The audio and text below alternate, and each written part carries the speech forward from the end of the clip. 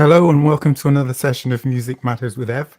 And I'm so pleased to have the lovely Michaela Fedeczko, who gave me a fright because I wasn't sure if you were going to make it.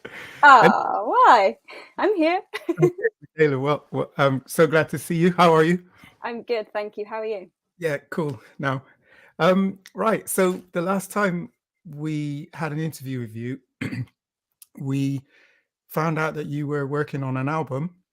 And what I've been trying to do with these series of interviews is catch up with people who have been doing things like that.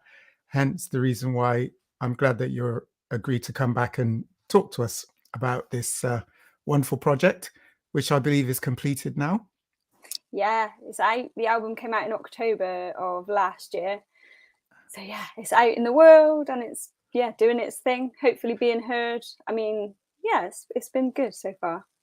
Okay, so let's go back to when did the idea first come into your mind for this project? In terms of like wanting to do an album, I suppose like college, so 2006, something like that. But then the reality of life and then not really getting around to actually committing to writing the songs. So 2017 is when I released my debut single, and that was like the start of something, but then life. And I didn't quite get round to, and the fear as well, if I'm honest, I suppose.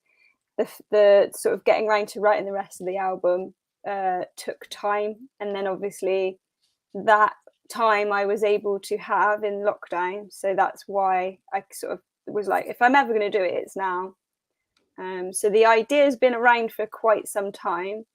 And then the actual reality of it was probably since 2017 when I felt the fear of just committing to putting a single out and then realizing that was really quite scary and quite vulnerable, I suppose, because it was just me and I was used to doing projects with other people. And then lockdown gave me the time, so I took that and I got on with writing the rest of the album. Well, that's wonderful to hear. After 11 years, you Oh wow, you added you it up.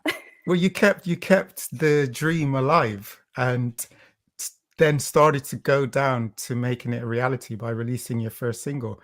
So it's just brilliant because a lot of people would have given up after so long. Yeah, I guess so. I mean, I just was distracted with other things and then took that distraction because it was actually easier than maybe being as vulnerable as it is to sort of write your own stuff and sing your own songs and put your own words out there. I think it's a very different,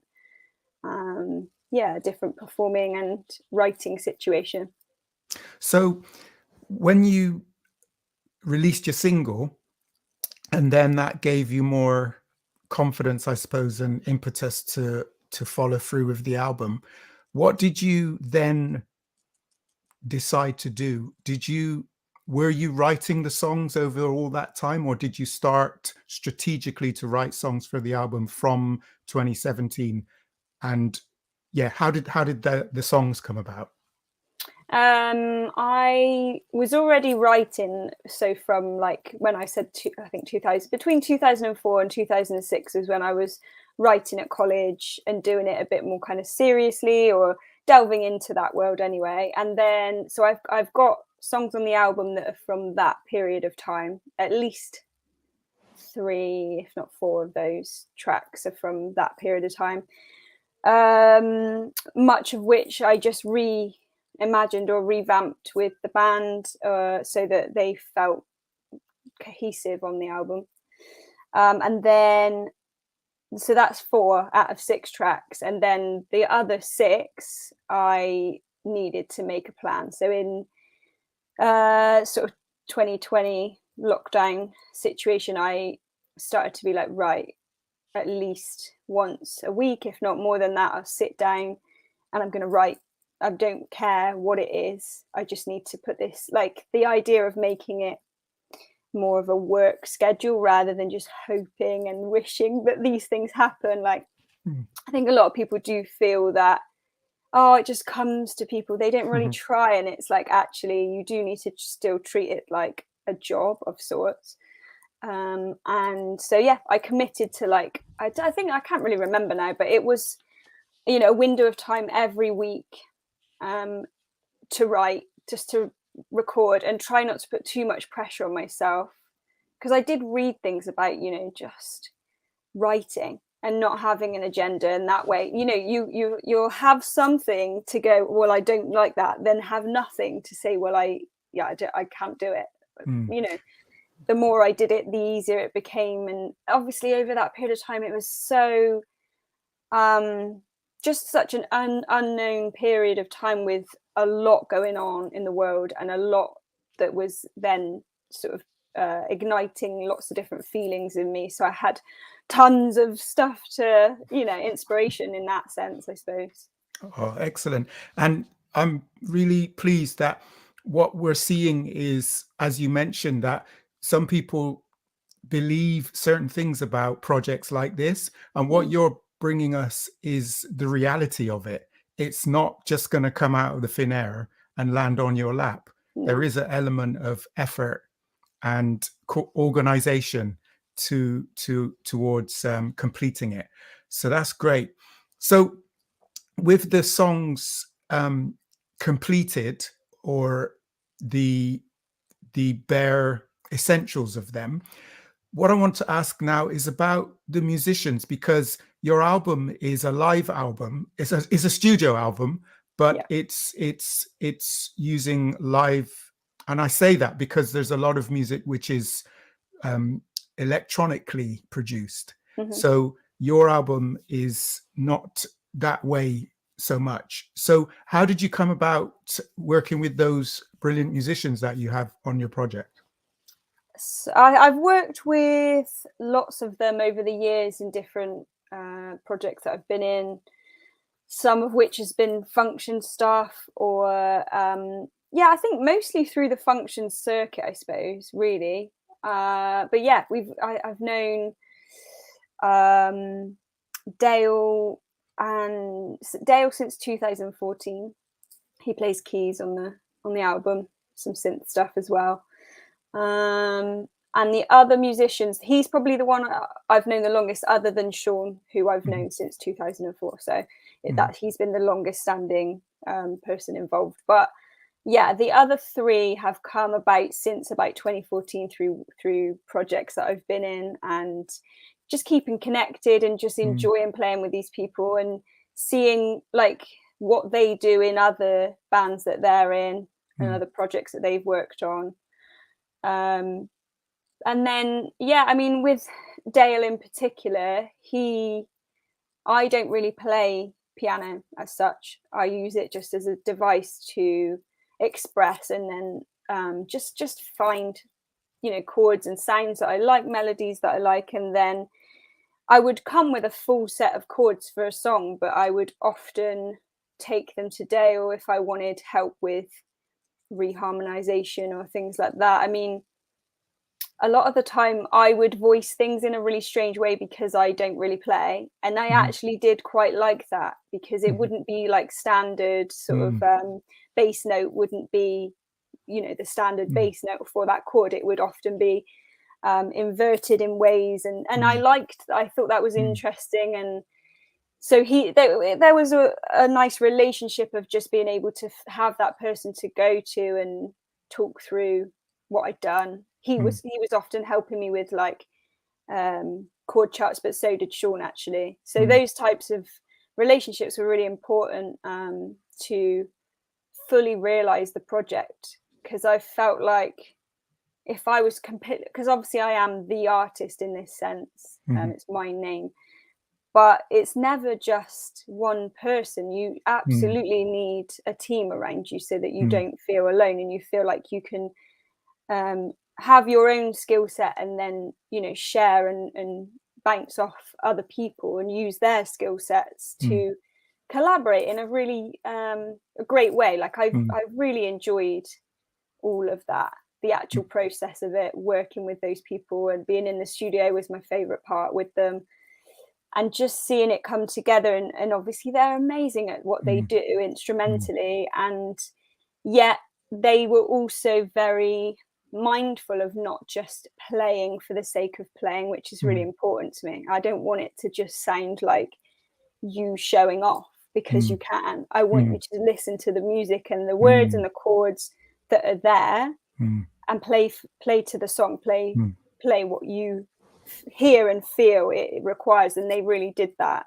There's lots of space in the album, and I love that. You know, it's important. It was important to me. So yeah, that's very, very true. And I was going to ask you about bringing the ideas to the musicians, because songs are like children in a sense, and they're your babies, and here you are now presenting them to another group of individuals to see how they will take it.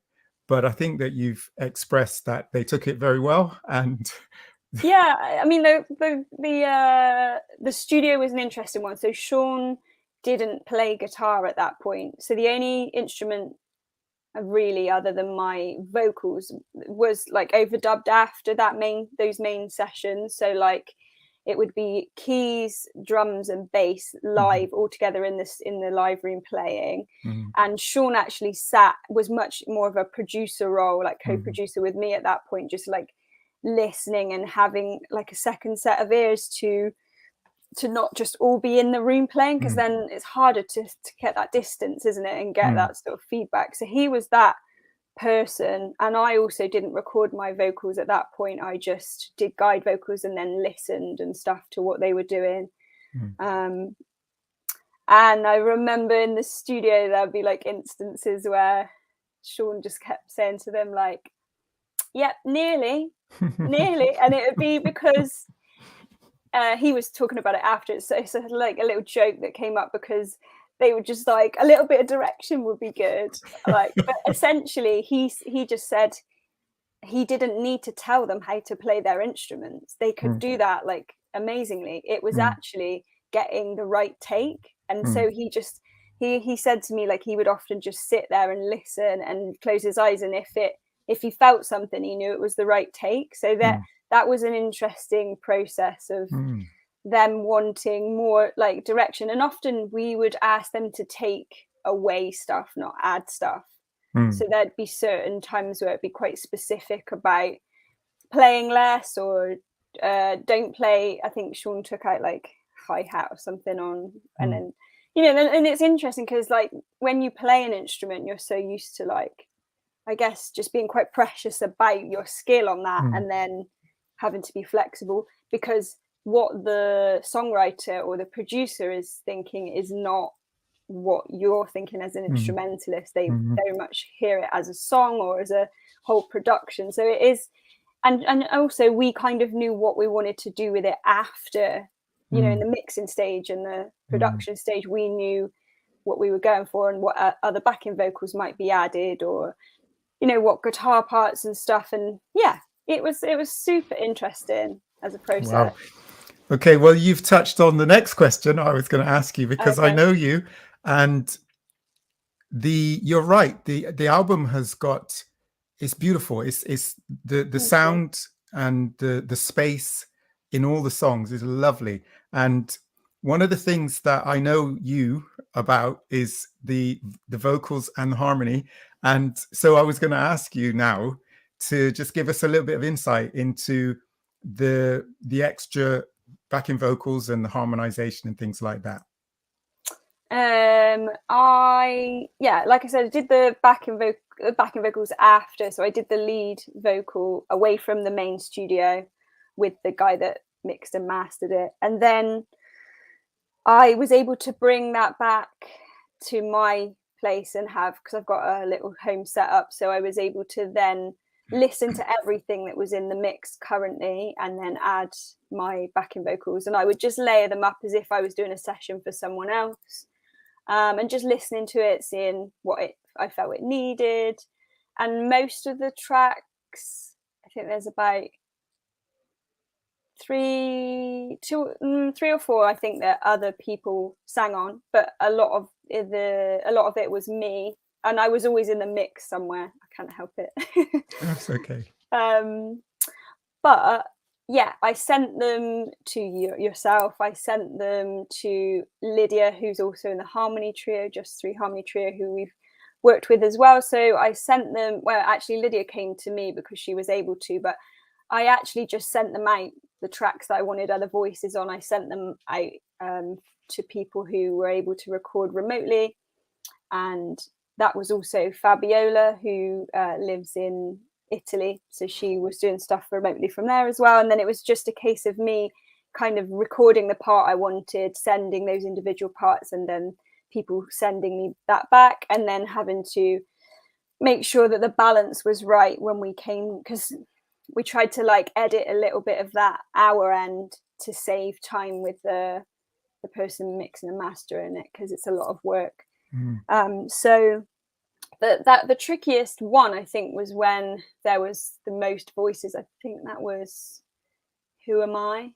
It might have been Who Am I or Love You I Do. I can't remember now, but it was just a lot. And it was just trying to, you know, if you were in a studio, you would definitely have like worked together much more, blending and figuring out what volumes need to come up or go down, or like the quality of the way that you're singing something maybe tonally needed to sort of adjust for the whole sound. But obviously remotely you don't have as much of that, those nuances to work with.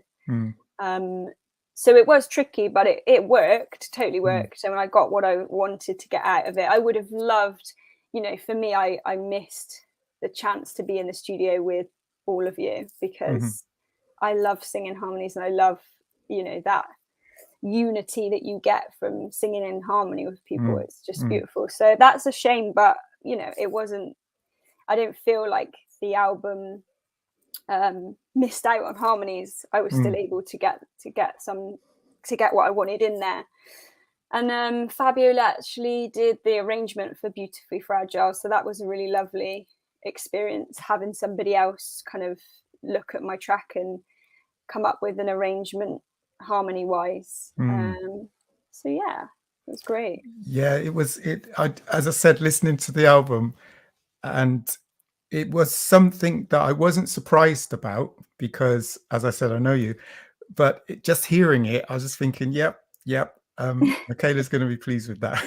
Yeah. The output. And I don't know, it's very difficult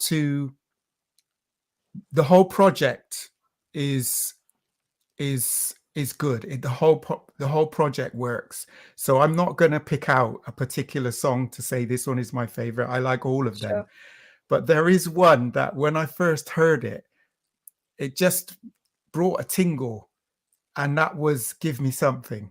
Oh, nice. When you do those harmony parts at the end of the chorus, and the music kind of, what's the word, stabs with it, slight stabs, and then that harmony starts out, I just think, yeah. it just kind of, I thought, oh yes. Anyway, nice. So I don't want to give away too much, because people got to go and listen to it, buy it, and you know, they'll get to understand what we're talking about.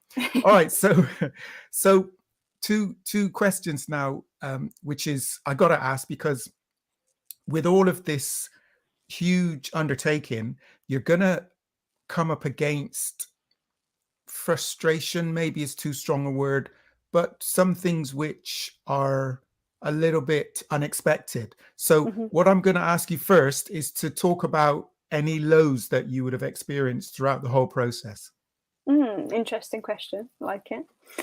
One of the main ones was having issues with my voice, which was like an ongoing thing, I think probably from about, I can't remember now, definitely 2019. So it was before COVID that I was having just issues with, it turned out to be like super tension in my throat from muscular, like overloading, just like stress, all of that, just trying to manage that. Trying to, like, first of all, just recognizing that and realizing the amount of pressure I was putting on myself, and how that would come out in my voice, how it would affect my body, all of that. And I had been working with that quite successfully and got to a much healthier place with it. just understanding myself and like noticing the tension before it got way too much to expect my voice to perform. So because we're athletes at the end of the day vocally, like people forget that there's so many muscles in the throat and the body, and that your whole instrument is your body. So if it's under par in any way, it really isn't just about the vocal folds or the chords, as people like to call them. Like, it's really about your whole mental state, your body, and how that is on any given day, and then the output of that. So the frustrating thing is I feel things so deeply, and so everything that happened with the pandemic was like hard for everybody, but I was so like hypersensitive to so much. So I think, unfortunately, again, I had like a relapse of just super tightness, and I couldn't even go to like I go to a physio in like a laryngeal physio in London. I couldn't even do that because we were like locked down. So basically, for the rehearsals for the album, I had to like speak because I couldn't sing at that point because it's just too tight. Which I've learned to realize that this is all part and package of the process. And I've learned so much from having my voice give up on me, or my body really, for a bit, and all the stuff that I learned about myself and about my instrument and about how to better manage my well-being. I would go like, I'm glad I went through it. It's a weird thing to say, but I've learned loads. And even in the bit I was saying, I had to go to the rehearsal room and essentially rap to a degree. Like, they were laughing at me and I was laughing at me, and I just thought, like, it's a skill to just be adaptable. And I just tried to keep open. And I think I have a little mantra of like, keep open and keep lifted. And it's hard to keep that, but essentially, even in that, the album gave me such a outlet for a lot of the things I was feeling. And then having to juggle and manage, which is life, isn't it? You have to adapt anyway. So I was doing that throughout that album with, what I was experiencing with my body and how my body was reacting to the pandemic. So I didn't record my vocals till after, but I actually think that was a good thing, because like I was saying earlier, I was able to be the ears in the studio a bit more.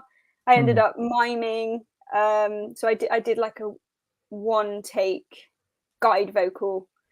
Sometimes that would be speaking if need be. And then I would go in the studio whilst they played to that.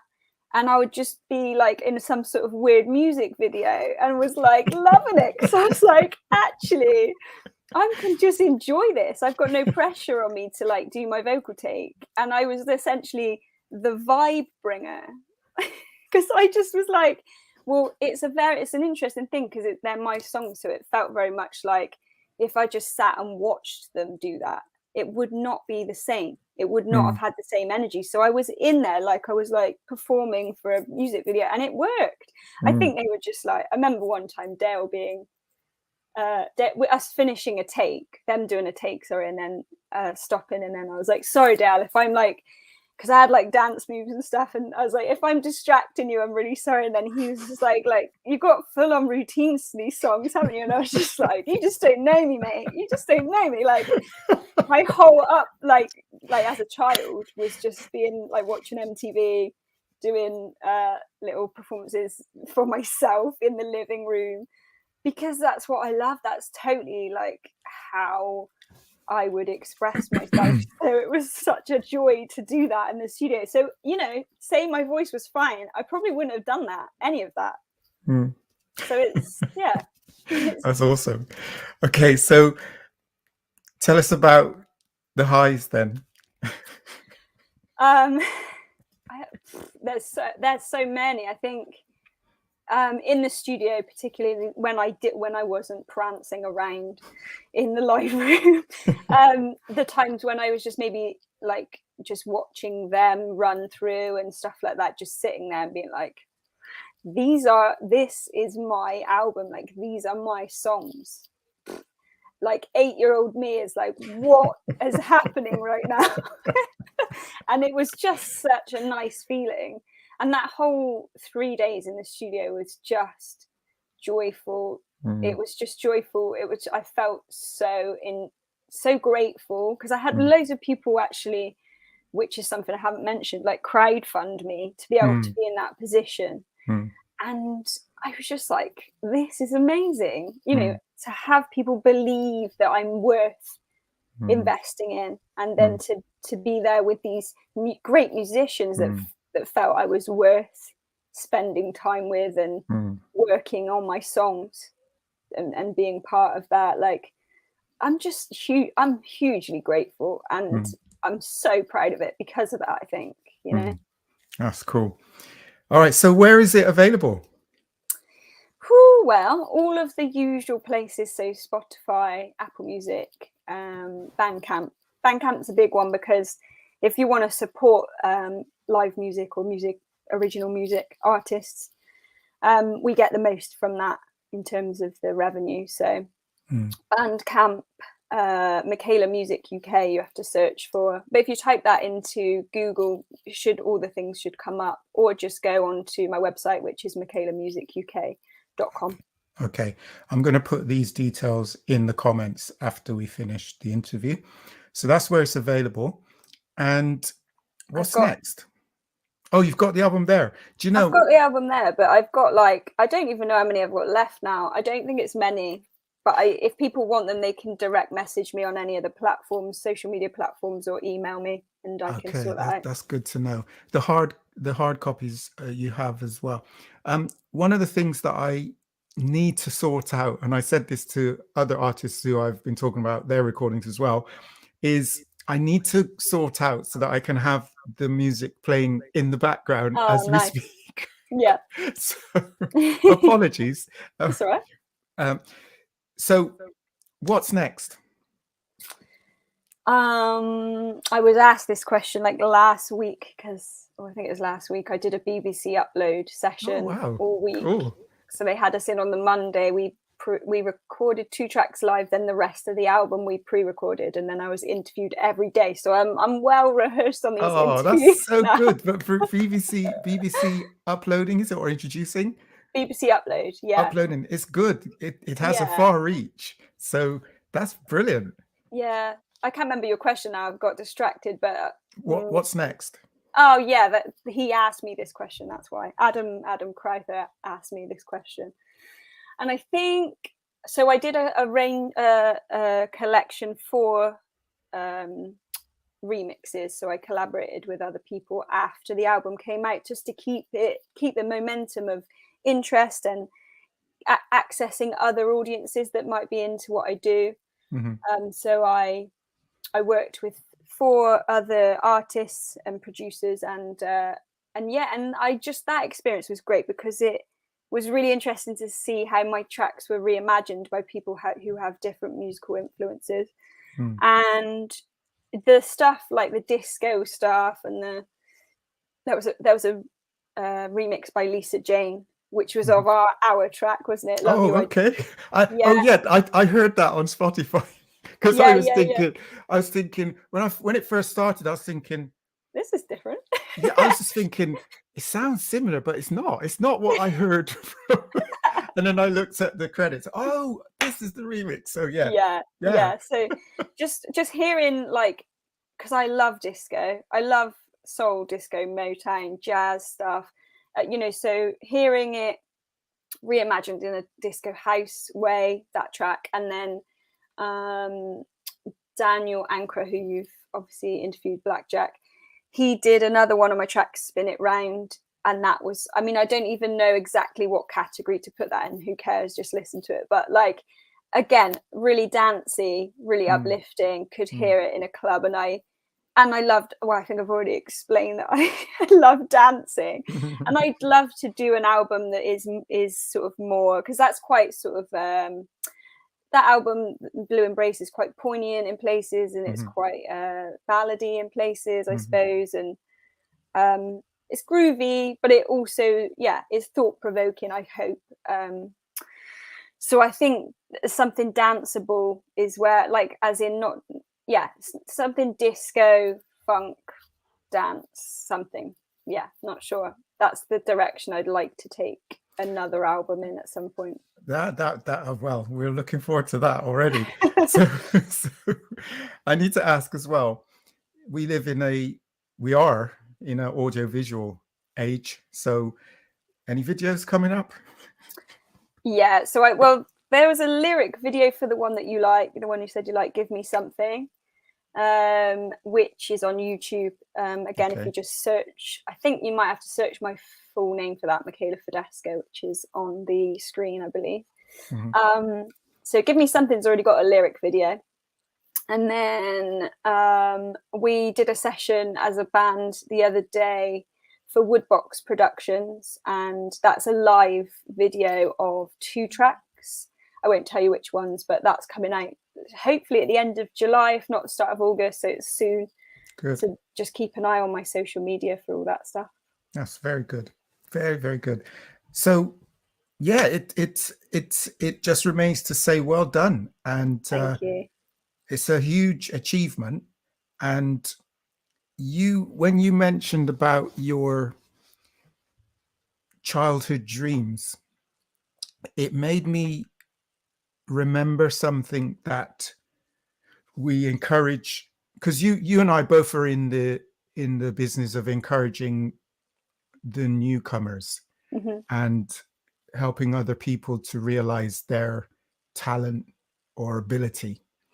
And one of the things that came to mind when you mentioned that is something that we often used to say to people, that if you feel like you're lost in your life and you don't know what to do, where to go, we need to go back to our childhood and remember what brought us joy and what we look forward to when we were little.